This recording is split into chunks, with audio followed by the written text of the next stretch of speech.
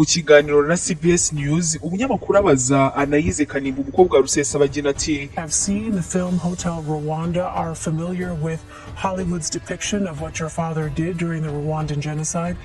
abantu babonye filime yitwa Hotel Rwanda babonye ibyo papa wawe yakoze, tubwira ibyo yakoze kuva ubwo ndetse n'uburyo yaje kugirana ibibazo na Perezida Kagame. How did he come to be at such odds with President Kagame? N'umukobwa wa Rusesabagina Anayize Kanimba asubiza n'umunyamakuru ati My father, has become papa wanjye nk'uko mwabibonye muri filime ya Hotel Rwanda n'intwari. He really has taken this platform right after the movie Hotel Rwanda came out. Papa wanjye rero yabonye akarengane kari mu Rwanda nuko yemeza kujya ku murongo wo kuvugira abantu. Umunyamakuru arongera akamubaza ati Tell us how your father ended up back in Rwanda and what sort noneho tubwire ni gute papa wawe yisanze mu Rwanda kandi n'ibiki barimo kumushinja mu rukiko. Uyu mukobwa wa Rusesabagina asubiza n'umunyamakuru ati Well, my father was actually going on a trip to Burundi, doing what he usually do. nyine papa wanjye yaragiye Burundi gukora ibyo n'ubundi asanzwe akora, kuvugira abababaye. Rero yaragiye kuvugana na zimwe mu nsengero z'i Burundi ku bijyanye n'ubumwe n'ubwiyunge. Yari yatumiwe n'umupasiteri wari warigize inshuti ye kandi nyamara uyu yakoranaga n'u Rwanda. And he was invited by a priest who had tried to become his friend. And umunyamakuru arongera akamubaza ati abashinjacyaha bavuga yuko papa wawe akuriye umutwe wishe abantu, ese yabahuriye hehe n'uwo mutwe wa FLN? Anayize Kanimba asubiza n'umunyamakuru ati My father, part of his work in the last couple of years, he's entered a position in which he was the leader of the MRCD, which was a coalition. nyine papa wanjye bimwe mu bikorwa yakoze mu myaka yashize yinjiye mu mitwe irwanya ubutegetsi bw'u Rwanda, aho yabaye umuyobozi wa MRCD wari umutwe uhuriweho n'imitwe myinshi, aho abo bose basabaga impinduka muri politike. Iri shyaka rero ryari rifite umutwe wa gisirikare witwa FLN, ni umutwe u Rwanda rushinja ibitero by'iterabwoba. Had a group called the FLN, which the Rwandan authorities are accusing of having committed these crimes. Ariko nyamara papa wanjye ntawahuriye na FLN nk'uko u Rwanda rwifuza yuko isi yose ibitekereza. However, my father was not affiliated with the armed group like the Rwandan authorities would like to the world to think. Turizera ko papa wanjye ari indengane, ibi byose biri guterwa n'igitugu kiri mu Rwanda. We believe that my father is innocent. Aha mbere yuko tuharenga reka twongere twumve gato ibyo Anayize Kanimba yavuze. Wasanga atari njye gusa utabisobanukiwe. Yaragize ati nyine papa wanjye nimwe mu bikorwa yakoze mu myaka yashize yinjiye mu mitwe irwanya ubutegetsi, aho yabaye umuyobozi wa MRCD wari umutwe uhuriweho n'imitwe myinshi, abo bose basabaga impinduka muri politike. Iri shyaka rero rikaba ryari rifite umutwe wa gisirikare witwa FLN, ni umutwe u Rwanda rushinja ibitero by'iterabwoba. Ariko nyamara papa wanjye ntawahuriye na FLN kuko u Rwanda rwifuza ko isi yose ibitekereza. Ngiye ku giti cyanjye mu kumva ino interview ushobora gusanga ku kinyamakuru cyitwa CBS. Nararangiza kino kiganiro ngo numve n'ibindi n'umukobwa yavuze. Nkimara kumva ahangaha nahise nibaza nti ni gute ushobora kuvuga yuko umuntu akuriye umutwe wa MRCD, umutwe nyine ufite ingabo cyangwa se nanone igisirikare, hanyuma ugahindukira ukavuga ngo ntabwo icyo gisirikare gifite aho gihuriye n'umuntu ukuriye uwo mutwe. Giti cyanjye ntekereza ko bitumvikana, ahubwo nawe udukurikiye ushobora kutubwira uko ubyumva. Hanyuma no muri kino kiganiro umunyamakuru yongera kubaza Anayize Kanimba ati ni iki gihe ari ku muryango wawe mwakora wenda ngo abe yarekurwa? Do you, your family, and advocates for your father have? Umwana wa Rusesabagina yongera gusubiza n'umunyamakuru ati Well, today, our only hope and my father's fate is really in the hands of the President Biden, really. Uyu munsi rero amahirwe yacu ari mu maboko y'ubuyobozi bwa Perezida Biden hamwe n'inzego zo muri Amerika n'inzego z'Ububiligi ndetse n'igihugu cy'Ububiligi muri rusange, kuko mu Rwanda nta butabera buhari. Papa wanjye ni imfungwa ya politike. My father is a political prisoner. N'umukobwa wa Rusesabagina aka kantu yavuze ko kuvuga uburyo FLN ntawe ihuriye na se, ndetse n'uburyo se yarakuriye MRCD ndetse kandi FLN ukaba wari umutwe wa gisirikare w'ishyaka se yarakuriye, ibyo ngibyo akabirenga akavuga yuko se ntawe uhuriye na FLN bisa n'ibivuguruzanya n'ibyo se ubwegeze kwitangariza, aho muri no video yasohowe na FLN uyu nguyu Rusesabagina ubwe yiyemerera yuko FLN umutwe w'igisirikare w'ishyaka yari ayoboye MRCD ari wo wari inyuma y'igitero cyagabwe mu Rwanda. Mu magambo ye muri no video yasohotse inyuma y'icyo gitero cyo mu Rwanda, Rusesabagina yaragize ati The time has come for us to use any means possible. Igihe ni iki kugira ngo dukoreshe imbaraga zose zishoboka kugira ngo twerekane impinduka mu Rwanda, kuko ubundi buryo bwose bwa politiki bwarageragejwe ariko buranga. Attempt our last resort. Mpa imbaraga n'umutima wanjye wose.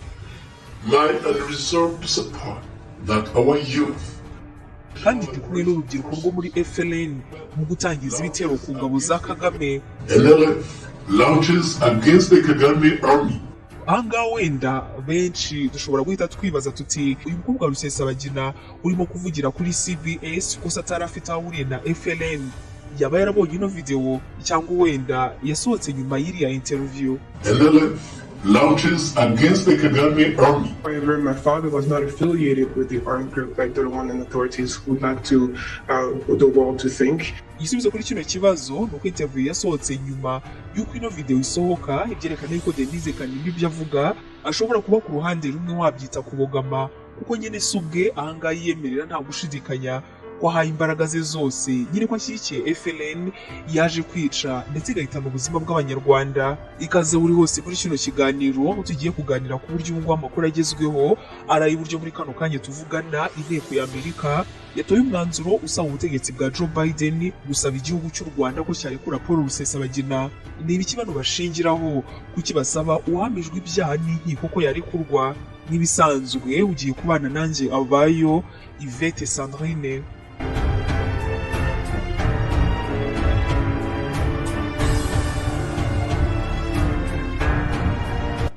Ubu mwanzuro wo gutegeka u Rwanda gufungura Paul Rusesabagina watanzwe n'uwitwa Yankee uhagarariye leta ya California ndetse n'uwitwa Joaquim Castro uhagarariye leta ya Texas. Ni umwanzuro wari washyikirijwe inteko muri Gashyantare n'ukuvuga ukwezi kwa kabiri uno mwaka. Uvuga yuko guverinoma ya Joe Biden ikwiriye gusaba u Rwanda kurekura Paul Rusesabagina ku mpamvu z'ubugiraneza. Ni nyuma y'uko Paul Rusesabagina afatiwe i Kigali mu myaka 2 ishize, aho icyo gihe yageze i Kigali aturutse muri Leta Zunze Ubumwe z'Abarabu, aho yazanywe n'umupasiteri wari inshuti ye amubwira yuko bagiye i Burundi undi aza kwisanga yageze i Kigali. Byakozwe ku bufatanye n'umukozi w'Imana wari waremereye inzego z'ubugenzacyaha z'u Rwanda ko kuko Rusesabagina ari inshuti ye azamugeza mu gihugu kugira ngo akurikiranwe n'ubutabera ku byaha yashinjwaga. Uyu mupasiteri witwa Constantin Niyomwungere akaba yarafashe kino cyemezo nyuma y'uko yari amaze kubona uburyo umutwe wa FLN wayoborwaga nyine na Rusesabagina wagize uruhare mu bitero byaguyemo Abanyarwanda 9 abandi benshi bagakomereka. Byose bikaba byaraje kurangira muri Nzeri umwaka wa 2021 aho Rusesabagina yakatiwe gufunga imyaka 25 amaze guhamwa n'ibyaha by'iterabwoba.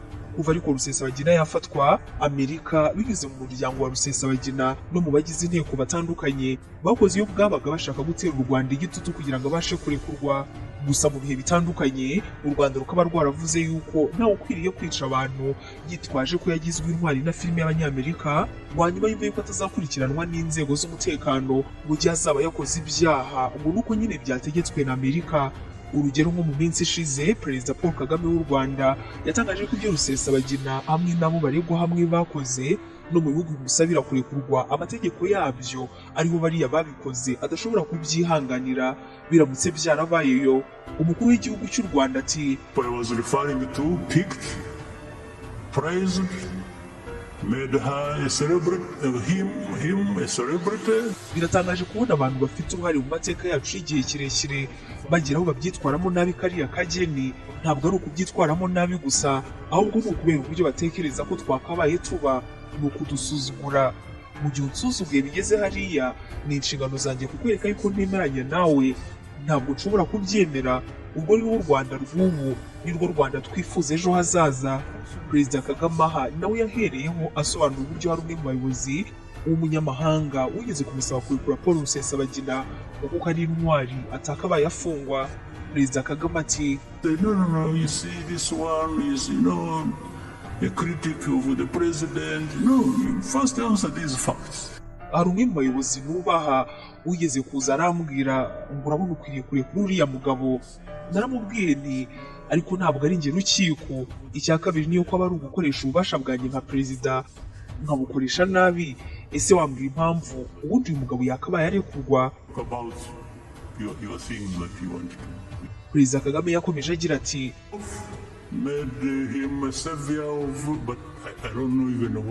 yarambwiye turabona n'intwari, abantu barabivuga bisa nkaho rwose muhanganye.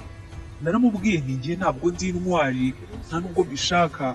Nibyo mperutse kuvuga, ushobora kuba intwari gute mu mateka nk'ayacu ya jenoside? Umuntu yakiswe intwari iyo tuba twarabashije kubihagarika, ariko twatakaje abarenga miliyoni. Now when he faces justice, there is evidence, irrefutable evidence.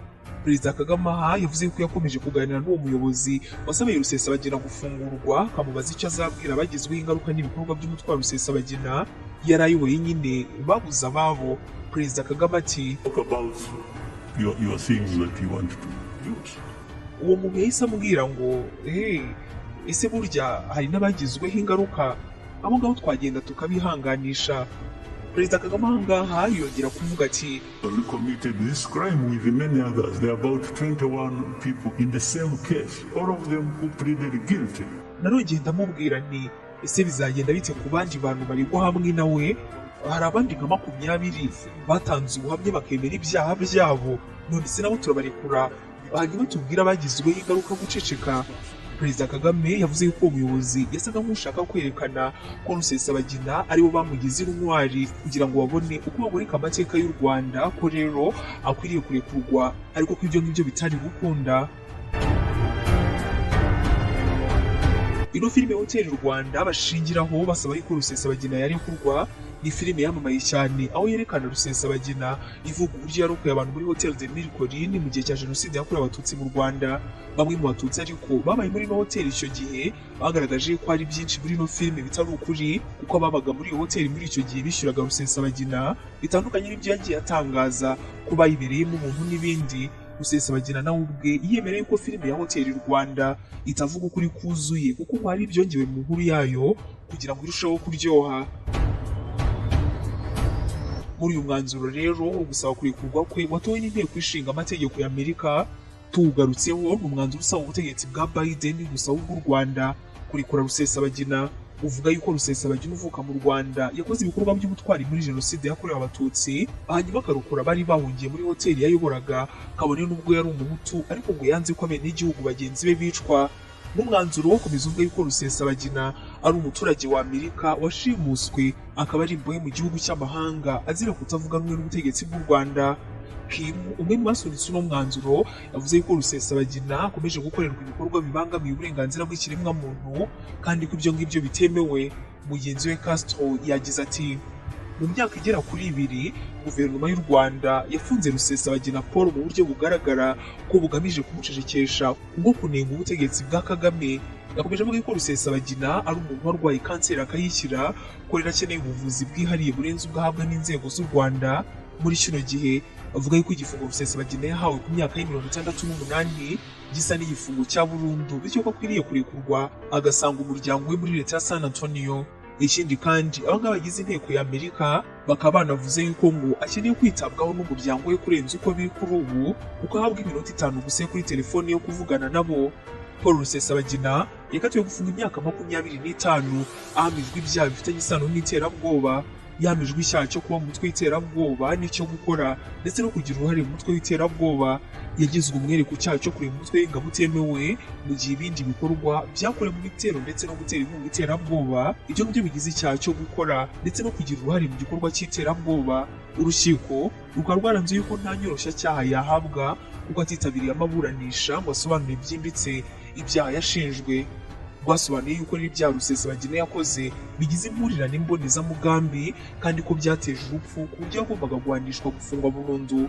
Urukiko ariko rukaba rwaramugabanyirije ibihano nyuma yo kureba imikorere y'ibyaha ndetse n'ibyo yatangaje mu mabaza ya mbere.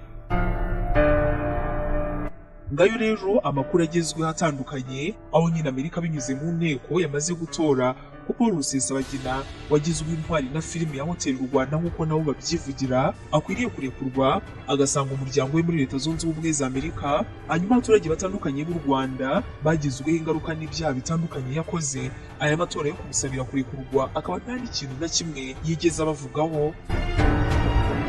Wakoze cyane gufata umwanya wose warangiza ukabana natwe. Ibindi bidasanzwe cyangwa se andi makuru adasanzwe ushobora yose kuba wakwifuza kumenya ku bijyanye na Paul Rusesabagina n'ibindi bishya byose n'ibisanzwe.